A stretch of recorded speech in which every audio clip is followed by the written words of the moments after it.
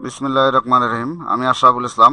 আজকে দেখাবো power point প্রোগ্রামের কিভাবে চার্ট, ডায়াগ্রাম, টেবিল ইত্যাদি কাজ করা যায়।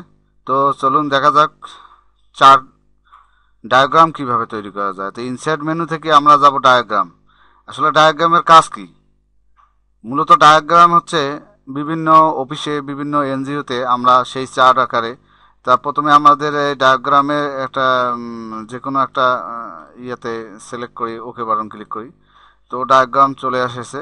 তো এখানে দেখা যাচ্ছে যে একজন অফিসে ম্যানেজার আছে, সেই ম্যানেজারের অধীনে কয়জন কর্মকর্তা কাজ করে। তা এভাবে আমরা যদি চার্ট বা ডায়াগ্রাম আকারে কাজ করি, তা সেক্ষেত্রে আমরা যদি এখানে লিখি যে ম্যানেজার,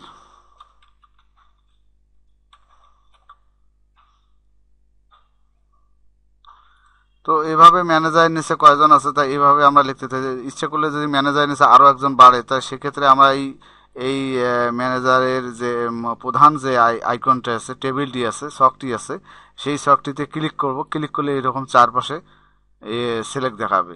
এখন আমরা এই ইনসার্ট শেপে ক্লিক করি, তাহলে একটা বাসছে। আমরা যদি চাই যে এর অধীনে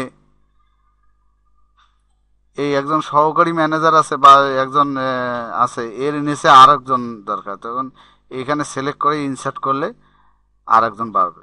তো এইভাবে আমরা ডায়াগ্রামের কাজ করতে পারি। তো এখন দেখব কিভাবে চার্ট তৈরি করে। তো ইনসার্টে যাই, চার্টে ক্লিক করি, লোডিং হচ্ছে, চার্ট চলে আসছে। তা এই চার্টের কাজ কি? এক্সেলে বিভিন্ন প্রেজেন্টেশনের সময় দেখা যায় যে একটা কোম্পানির বিভিন্ন তাদের দৈনন্দিন কাজের বা রিপোর্ট পেশ করতে হয় বসকে। তো আমরা এভাবে করতে পারি। তো এক্সেল শিটে এখানে আমরা এডিট করব। এডিট করলে আবার এখানেই শো করবে। এভাবে আমরা বাড়াইতেও পারি, কমাইতেও পারি। হ্যাঁ,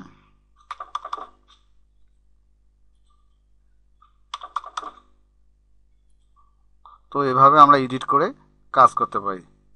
তবে পাওয়ার পয়েন্ট প্রোগ্রামে টেবিল তৈরি করে ইনসার্টে ক্লিক, টেবিলে click, number of column, number of rho. তো এখানে আমরা ইচ্ছে মতো রো কলাম বৃদ্ধি করে ওকে বাটন ক্লিক করলেই কলাম তৈরি হবে এবং কাজ করতে পারবো। তো ধন্যবাদ সবাইকে।